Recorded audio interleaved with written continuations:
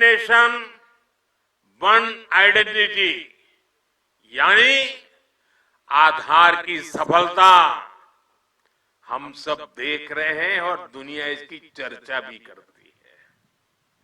पहले भारत में अलग अलग टैक्स सिस्टम थे। हमने one nation one tax system GST बनाया। हमने one nation one power grid से देश के पावर सेक्टर को मजबूत किया। वरना एक वक्त था कहीं बिजली तो होती थी, कहीं अंधेरा होता था, लेकिन बिजली पहुंचाने के लिए ग्रिड टुकड़ों में बटी पड़ी थी। हमने वन नेशन वन ग्रिड इस संकल्प को पूरा किया। हमने one nation one ration card से गरीबों को मिलने वाली सुविधाओं को एक साथ जोड़ दिया, एकीकृत किया। हमने आयुष्मान भारत के रूप में one nation one health insurance की सुविधा देश के जन जन को दी है। साथियों, एकता के हमारे इन प्रयासों के तहत ही अब हम वन नेशन वन इलेक्शन पर काम कर रहे हैं, जो भारत के लोकतंत्र को मजबूती देगा, जो भारत के संसाधनों का ऑप्टिमम आउटकम देगा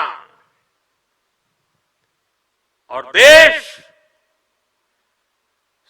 विकसित भारत के सपने को पार करने में और नई गति प्राप्त करेगा, समृद्धि प्राप्त करेगा। भारत आज one nation one civil code यानी सेकुलर सिविल कोड की तरफ भी बढ़ रहा है। और मैंने लाल किले से इस बात का जिक्र किया था। इसके भी मूल में सामाजिक एकता, सरदार साहब की बात ही हमारी प्रेरणा है। इससे अलग अलग सामाजिक वर्गों में भेदभाव की जो शिकायत रहती है उसे दूर करने में मदद मिलेगी।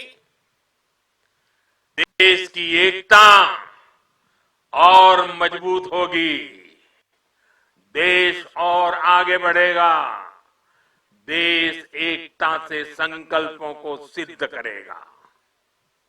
साथियों, आज पूरे देश को खुशी है कि आजादी के 7 दशक बाद देश में एक देश एक संविधान का संकल्प भी पूरा हुआ है।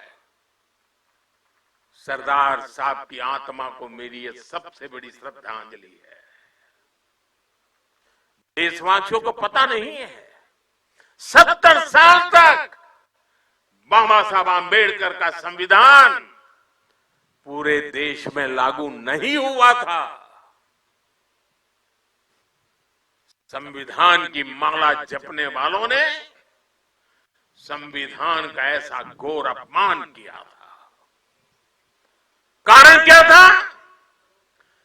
जम्मू कश्मीर में आर्टिकल 370 की दीवार, आर्टिकल 370 जो देश में दीवार बन के खड़ी थी, संविधान को यहां रोक देती थी, वहां के लोगों के अधिकारों से उनको वंचित रखती थी। वो धारा 370 को हमेशा हमेशा के लिए जमीन में गाड़ दिया गया है। पहली बार वहां इस विधानसभा चुनाव में बिना भेदभाव को वोट डाले गए। पहली बार जम्मू कश्मीर में मुख्यमंत्री ने आजादी के 75 साल के बाद पहली बार भारत के संविधान की शपथ ली है। ये दृश्य अपने आप में भारत के संविधान निर्माताओं को अत्यंत संतोष देता होगा, उनकी आत्मा को शांति मिलती होगी और ये भी संविधान निर्माताओं के प्रति हमारी नम्र श्रद्धांजलि है। मैं इसे भारत की एकता के लिए एक बहुत बड़ा और बहुत ही मजबूत पड़ाव मानता हूं। जम्मू कश्मीर की देशभक्त जनता ने अलगाव और आतंक के बरसों पुराने एजेंडे को खारिज कर दिया है। उन्होंने भारत के संविधान को, भारत के लोकतंत्र को विजयी बनाया है। अपने अपने वोट से 70 साल से चल रहे अपप्रचार को ध्वस्त कर दिया है। मैं आज राष्ट्रीय एकता दिवस पर जम्मू कश्मीर के देशभक्त लोगों को, भारत के संविधान पर सम्मान करने वाले लोगों को बहुत ही आदरपूर्वक सैल्यूट करता हूं।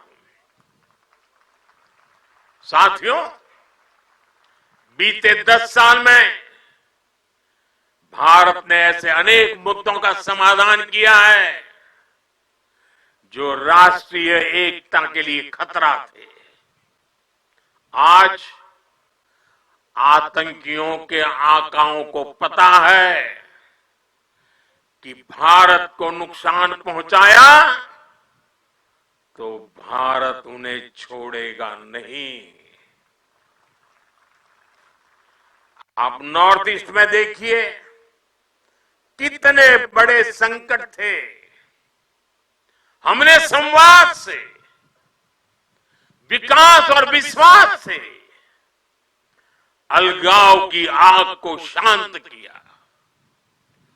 बोडो समझौते ने असम में 50 सालों का विवाद खत्म किया है। ब्रू रियांग एग्रीमेंट, इसके कारण हजारों विस्थापित लोग अनेक दशकों के बाद अपने घर लौटे हैं। National liberation front of Tripura से हुए समझौते ने लंबे समय से चल रही अशांति खत्म की है। असम और मेघालय के बीच के सीमा विवाद को काफी हद तक हम सुलझा चुके हैं। साथियों, जब 21वीं सदी का इतिहास लिखा जाएगा तो उसमें एक स्वर्णिम अध्याय होगा कि कैसे भारत ने दूसरे और तीसरे दशक में नक्सलवाद जैसी भयानक बीमारी को जड़ से उखाड़ दिखाया, उखाड़ करके फेंका। आप याद करिए वो समय जब नेपाल के पशुपति से भारत के तिरुपति तक रेल कॉरिडोर बन चुका था। जिस जनजातीय समाज ने भगवान बिरसा मुंडा जैसे देशभक्त दिए, जिन्होंने हमारे सीमित संसाधनों के बावजूद भी देश के हर कोने में मेरे आदिवासी भाई बहनों ने आजादी के लिए अंग्रेजों से मुकाबला किया, ऐसे जनजातीय समाज में सोची समझी साजिश के तहत नक्सलवाद के बीज बो गए, नक्सलवाद की आग भड़काई गई। ये नक्सलवाद भारत की एकता और अखंडता के लिए बहुत बड़ी चुनौती बन गया था। मुझे संतोष है कि बीते 10 साल के अथक प्रयासों से आज नक्सलवाद भी भारत में अपनी अंतिम सांसें गिन रहा है।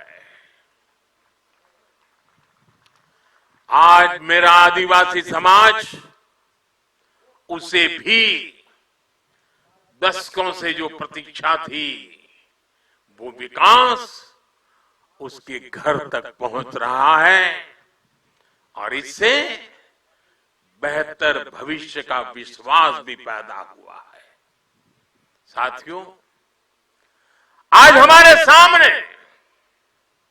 एक ऐसा भारत है जिसके पास दृष्टि भी है, दिशा भी है। इतना ही नहीं, इसके साथ जो जरूरी है, दृष्टि हो, दिशा हो, लेकिन उसे जरूरत होती है दृढ़ता की। आज देश के पास दृष्टि है, दिशा है और दृढ़ता भी है। ऐसा भारत जो सशक्त भी है, ऐसा भारत जो समावेशी भी है, ऐसा भारत जो संवेदनशील भी है, ऐसा भारत जो सतर्क भी है, जो विनम्र भी है और विकसित होने की राह पर भी है। ऐसा भारत जो शक्ति और शांति दोनों का महत्व जानता है। दुनिया भर में मची भारी उथल पुथल के बीच सबसे तेज गति से विकास करना ये सामान्य बात नहीं है। जब अलग अलग हिस्सों में युद्ध हो रहे हो, तब युद्ध के बीच बुद्ध के संदेशों का संचार करना सामान्य नहीं है। जब दुनिया के अलग अलग देशों में रिश्तों का संकट है, तब भारत का विश्व बंधु बनकर उभरना सामान्य नहीं है। जब दुनिया में एक देश की दूसरे देश से दूरी बढ़ रही है,